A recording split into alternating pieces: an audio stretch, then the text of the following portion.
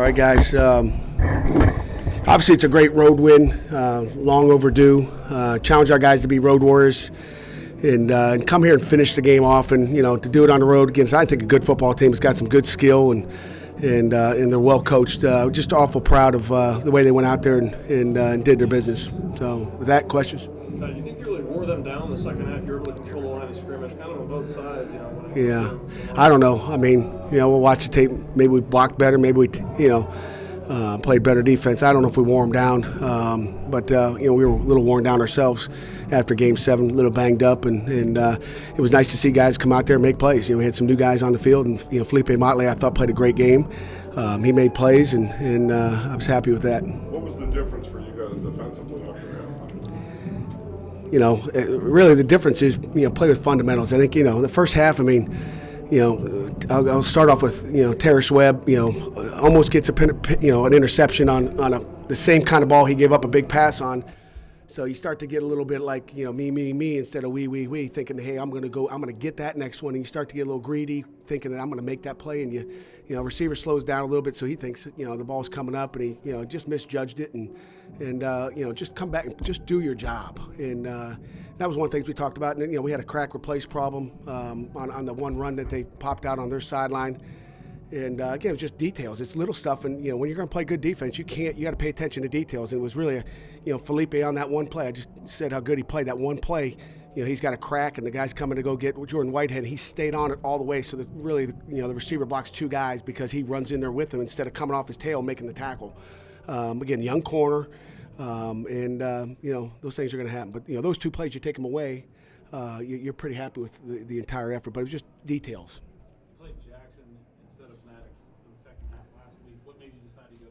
You know what? Just watching practice tape every day. We talk about it. We're competing and we practice and find out who's the guy. And Dane had a decent week as well. It was a tough call. Actually, it was a split call on Wednesday when I was in the staff meeting. It was half and half. So they both really had a good week of practice. And but we gave the nod to Felipe, and and he played like it. How big was Jordan's interception?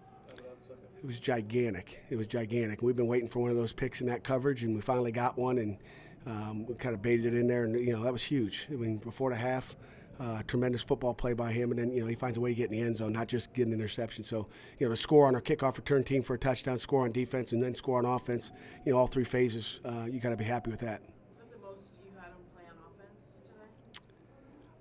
today? The most Jordan?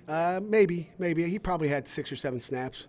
And the first time he gets whacked, and we kind of stayed away from him for a little bit. The next time he comes in, he was a decoy. And I think we ran a shovel off that, but then he came in the second half, and our defense wasn't on the field a whole while, so we said, hey, put number 9 in the game. Let's see what he's got, and he made some plays. It has to be especially satisfying to have a victory with so many guys injured either before the game or during the game. Yes, you're right, dude. Good observation. He played good. He he did like he's done every time he's had that opportunity. Whether he's coming in relief or in the middle of a series just to give a guy a blow, or he's coming to start, a couple weeks ago, and then he takes over the second half. He did a great job. Played like we thought he would. Like I've told you all along, he's a starter, and we treat him like one. What to say about your team that they're able to persevere? The kids are, it says a lot. We've learned, you have to live and learn from, your mistakes that you've done in the past. And I really think we paid attention to the details in the second half, and we're able to finish the game, in all phases, really, all phases. And it's impressive. You guys had 160 total yards of offense in the first half. You were still, you were ahead, 35 points on that much. What were you feeling at halftime at that point? Just got to keep pedaling uphill, we had some good plays in there. I think we scored 2 out of the 4 series in the first half, and just got to be patient with it. You're trying to find out every week someone's going to try to do something a little bit different that you haven't seen to stop your run game, and we're patient enough in the second half and take what they give us, and we made some huge drives in the second half. How much does it mean, offensively, to be able to have a weapon on special teams in the return game, both punt and kick, like you guys have, really all year? Yeah, it's a huge weapon. Special teams is the third of the game, and then they kicked away from quadrant, and then all of a sudden, Ra Lopes ends up having it's really 2 big returns. So that's what it's all about, and they kick it to him. And again, that tells you not only Quadri a good returner in Lopes is, but we're doing a good job with the fundamentals by the other, 9 or 10 guys blocking people. We had one hold, I think, on one, but they're doing a good job blocking and giving those guys time to get some yards. Did you think Nate played? I think he played good. I mean, you guys will have your opinion from sitting up in the booth or wherever you guys sit, but he missed a couple throws, but every quarterback in the country does. But in the run game and some of the little things we asked him to do with his reads, and I'm listening on the headphones, he made some good calls out there today. How close is the team He's like an option quarterback, No, you did. How close is the team getting to where you want it to be? Jerry, we're never going to be close. We're always going to be a long way away. We're 5-2 football team here, and is that what we are? And we still got a ways to go. We want to continue to be better, and we're looking for excellence. And we still have ways to go. What happened on the play where you got a penalty for illegal substitution? I blame that on myself. Great question, really.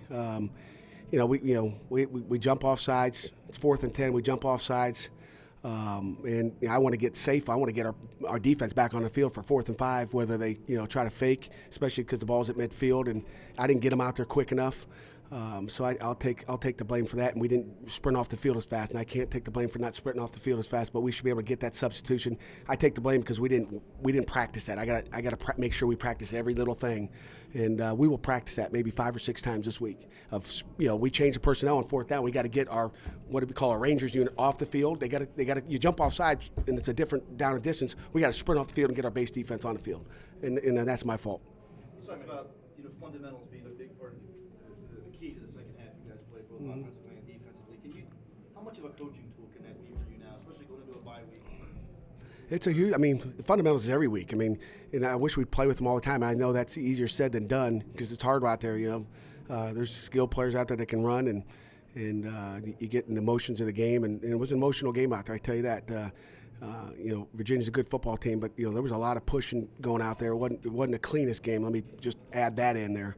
It's a little disappointed on Sportsmanship Day that it looked like that at times, but our kids played hard. With so many guys getting hurt today, is it awfully coming at a good time for you? It really is. It's perfect timing. I wish it was too long, 2 weeks instead of a week and a half, but we'll take full advantage of it. Our trainers and doctors and everybody will do a great job with our kids, and we'll come back fresh.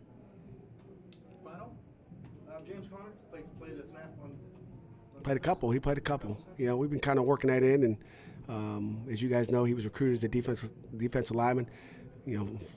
Funny story. I told the headlinesman on my side. I said, "Hey, 24's in their defensive end. They can't block them." And it was they were kind of hanging out for a while. I said, "Could you go tell the center judge?" And he goes in and tells the center judge, which I didn't think he would. And he went in and said, "Hey, the 24's at end. Coach says they can't block him, so watch for the holding."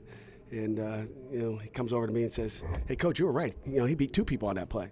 But James is a super football player, and I was happy he got to hurry on the quarterback, and we'll have a little bit more of that. What's the thinking behind it? Put a speed rusher out there. Jerry, we're always going to play our best football players, and it was a different package where we really put Dennis Briggs to the field at the star linebacker spot, and put Sean from the star into the money, and still stayed with our 4-man front. Just another sub-personnel grouping, and then put a little speed in at defensive end just to keep our guys fresh. And we got enough tailbacks in there that we'll play Jordan on offense and defense. We'll play James on offense, defense. And if you have a good week of practice, we'll play you too. I'm ready, Coach. Okay, good. I like it. Anything else? Okay. All right, thanks, guys.